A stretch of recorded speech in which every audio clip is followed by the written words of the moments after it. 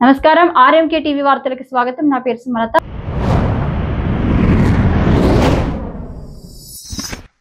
రాష్ట్ర విద్యాశాఖలో హిందువుల పట్ల ముఖ్యంగా హిందూ పండుగల పట్ల వివక్షతాపూరితంగా ప్రవర్తిస్తున్నారని హిందూ ఉపాధ్యాయ సమితి జాతీయ అధ్యక్షుడు మహేష్ డేగల నేడు తిరుపతిలో ఆర్డీఓ కార్యాలయం ముందు జరిగిన నిరసన కార్యక్రమం నందు తెలియజేశారు.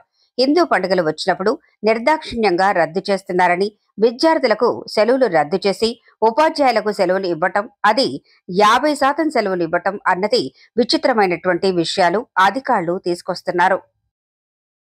లీవులు లేకుండా పోవడమా, ఇది చాలా బాధాకరం. ఒక హిందువుగానే కాదు, ఒక భారతీయుడిగా నేను వేదన చెందుతున్నా. ఇది ఖచ్చితంగా హిందూ పండుగలకు గతంలో ఏ విధంగా అయితే సెలవులు ఉన్నాయో అదే విధంగా సెలవులు ఇవ్వాలి. పిల్లలకి ఏ విధంగా అయితే సెలవులు ఇస్తున్నారో అదే విధంగా సెలవులు ఇవ్వాలి. ఎప్పుడూ లేని విధంగా కొత్త కొత్త పొగడలతో అన్ని మతస్థులకు మాత్రం సెలవులను పెంచుతూ పోతున్నారు.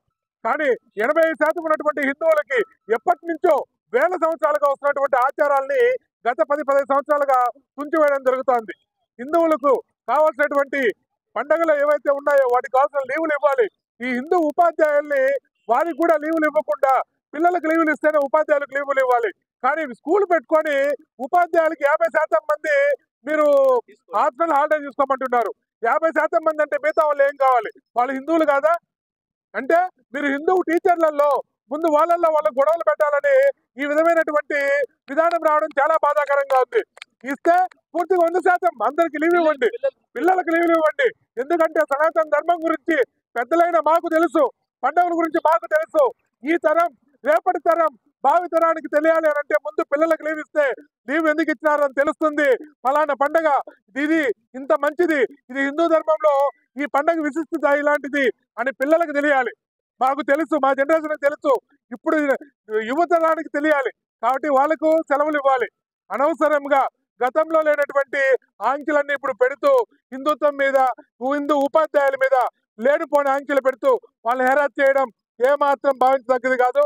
దయచేసి నేను ప్రభుత్వాలను వేడుకుంటున్నా, సనాతన ధర్మం ఉంటేనే మీరు కూడా బతికుంటారు. తెలుగు భాషని నాశనం చేస్తున్నారు. రాను రాను తెలుగు మాధ్యమం లేకుండా చేశారు. మాతృభాష అంటూ మాతృభాషను నాశనం చేస్తున్నారు. దయచేసి ఖచ్చితంగా ప్రతి ఒక్కరూ తెలుగు చదవాలి, తెలుగులో ఎగ్జామ్ రాయాలి. తెలుగు అనేది కంపల్సరీ ఉండాలా? ఆంధ్రప్రదేశ్ లో, కర్ణాటకలో ఉంది, తమిళనాడులో ఉంది. ఏమి ఆంధ్ర వాళ్ళంతా ఎదవలా? ఆంధ్ర వాళ్ళకి మాతృభాష మీద ప్రేమ లేదా? తమిళనాడు వాళ్ళకి ఇంగ్లీష్ వద్దా? కర్ణాటక వాళ్ళకి ఇంగ్లీష్ వద్దా? వాళ్ళకి ఇంగ్లీష్ కావాలి, కానీ మాతృభాష కూడా కావాలి. వాళ్ళు మాతృభాషను కంపల్సరీ చేశారు.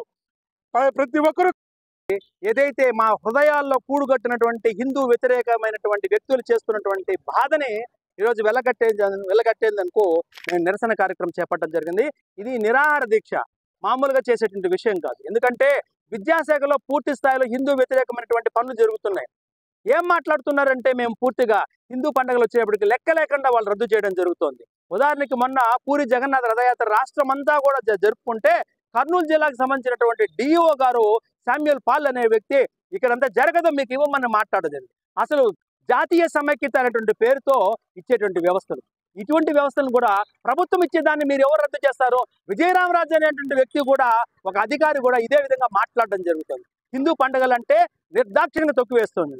ఈరోజు 50% అనేటువంటి OH అనే కొత్త నిబంధన తీసుకొని వచ్చి ఆ నిబంధన వల్ల హిందువులు కొట్టుకుని సచ్చే విధంగా చేస్తున్నారు. విద్యార్థులకు సెలవులు ఇవ్వాలి. ప్రపంచంలో ఎక్కడైనా కానీ విద్యార్థులకు సెలవులు ఇస్తారు. లేదు విద్యార్థులకు కాదు ఉపాధ్యాయులకు ఇస్తాము, మీరు 50% తీసుకొని కొట్టుకు సావండి అనేటువంటి ఉద్దేశంతో విజయరామరాజు అనే వ్యక్తి మాట్లాడటం చాలా దారుణమైన విషయము. ఇది హిందూ వ్యతిరేకమైన తీవ్రమైనటువంటి వ్యవస్థ. తర్వాత రాష్ట్ర ప్రభుత్వం తెలుసో తెలియక ఇంకా తెలుగు మాధ్యమాన్ని ఎందుకు ప్రారంభించలేదని అడుగుతున్నాను. ఈ తెలుగు రాష్ట్రంలో పుట్టి తెలుగు మాధ్యమాన్ని లేకపోవడమే దరిద్రము. మన ప్రపంచం ఏ దేశంలో లేదో ఈ దేశంలో మాత్రమే ఉంది. తెలుగు మాధ్యమాన్ని వెంటనే ప్రారంభించాలి. నరక చతుర్దశి సెలవును ఎందుకు రద్దు చేశారు? నరక చతుర్దశి సెలవును ఎందుకు రద్దు చేశారని అడుగుతున్నాను.